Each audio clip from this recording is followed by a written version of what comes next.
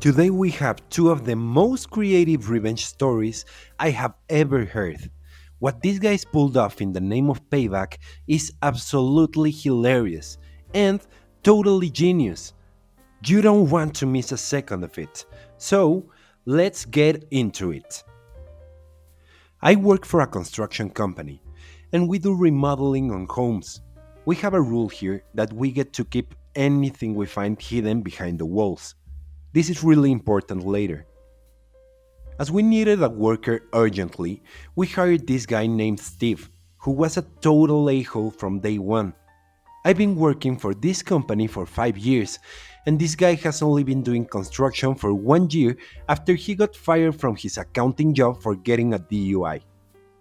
Anyways, he would always make fun of my clothes and my accent, and one day he went too far by telling my boss about my private Instagram account pics. He got on my phone, looked through my Instagram page, and showed my boss pictures of me smoking weed. Little did he know that my boss is my friend from 8 years ago, when we used to smoke together before we both quit. I was so mad that he violated my privacy that I decided I would take my revenge when he wouldn't see it coming. Steve was the kind of guy who would always come in late and complain that trains or traffic were the reason why he was always late. One day, I overheard him saying that if he won the lottery, he would quit this job for not getting the respect he deserved. This was my first hint towards how I would make him pay. Now, I just needed some inspiration. A week later, I was walking in front of an antique store, and let's just say I had one of my brightest ideas ever. I bought a metal box I found in the store and then ordered some fake gold coins online.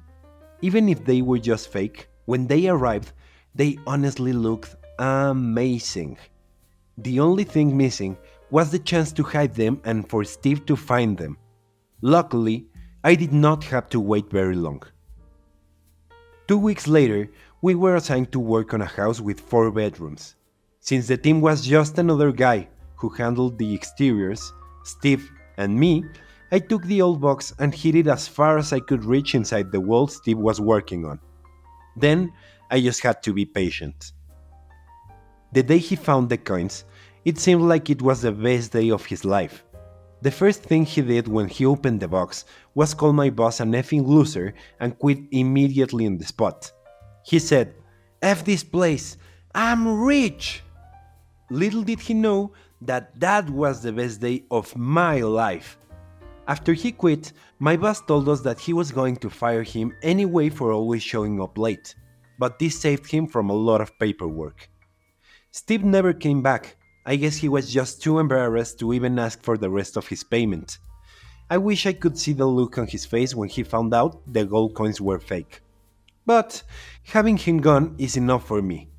Those were the best 40 bucks I ever spent in my life. Wow, this guy deserves a big raise! Not only is he a hard worker, but he's also getting rid of scumbags in the most stealthy way possible. Just amazing! And if you thought that was good, the next one is even more hilarious. So, let's get into it. Flashback to 2019 or so. I moved out on my own in 2018 and into an old house converted into a 2-floor apartment directly across from my future in-laws. The downstairs neighbor was loud, blasting music at all hours. Yes, sometimes even 20 hours a day. He wouldn't cut the grass or take out the trash on our shared schedule. He was a crappy neighbor, but never bothered me directly.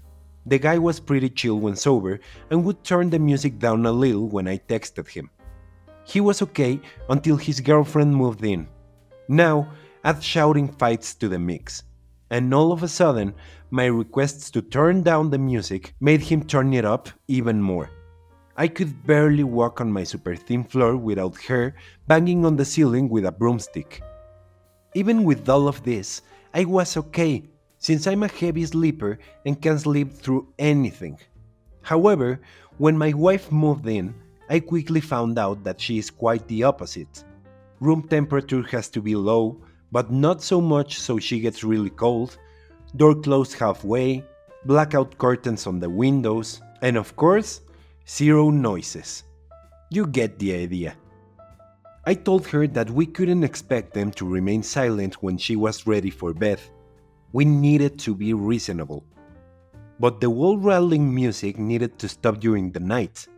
She hated it during the day, but I told her there was nothing we could do then, so she would go to her parents' house a lot during the day.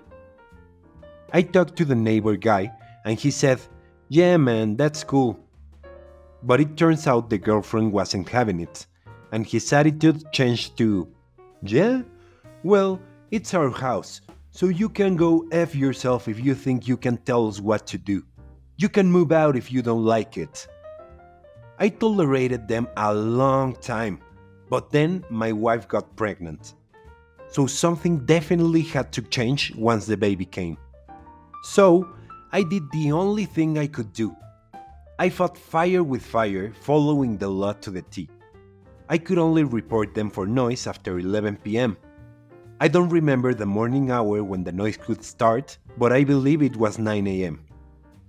My dad had these huge old concert speakers in his garage, professional grade, black leather bound, 5 feet tall and 3 feet wide, and a pretty nice vintage stereo amp. He had two, but my apartment was so small I sadly only had room for one. We replaced our coffee table with this thing and laid it face down onto our thin carpet so the noise could hit them hard. Tired of his crap tunes, I tested this Geneva Convention breaking device when they weren't home. Holy cow! I had to take everything down from the tables, counters, and shelves because they would shake off. I prepared a lot of audio files to fit into the speakers so they wouldn't miss my music at any moment of the day. I was happy like a kid with a new Christmas toy. So, the time had come. I got my wife up to send her to her parents and turned it on when I left for work. Instead of coming back home from work, I hung out at her parents' place until it was close to bedtime. They resisted for 3 days. On day 2, I found a pile of manure on my doorstep, but it didn't faze me. I cycled for them every amazing music piece you can imagine. Marching music, kids' music, preaching clips, not just atheist ones, but also outspoken anti-Christian and the most stupid songs you could think of. 2-Hour Baby Shark, Chicken Dance, etc. This poor old house rattling ways I didn't think were possible. The vibrations from the speaker base would make your vision blur. I eventually got a text from him that read, "Sorry man, you can stop now." I did not. He needed a few more days to let it sink in. Plus, I had so much fun putting it together. They complained to the police and the landlord, but there was nothing they could do since I wasn't doing anything wrong. When I finally turned it off, I didn't even hear music during the time of peace that followed. It was really quiet for a few days. Eventually, they would build up the courage and try again with their music every few weeks when I wasn't home. But my wife was. I then showed her how to unleash the beast so she could let it loose while I was away. I had to give them a spanking every now and then, but they finally learned. I imagine they were really happy when we finally moved out.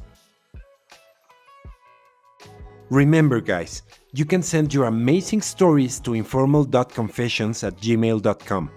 We read every one of them, and they might even get a video of how we imagine them. If you are still here and enjoyed the content, please consider subscribing.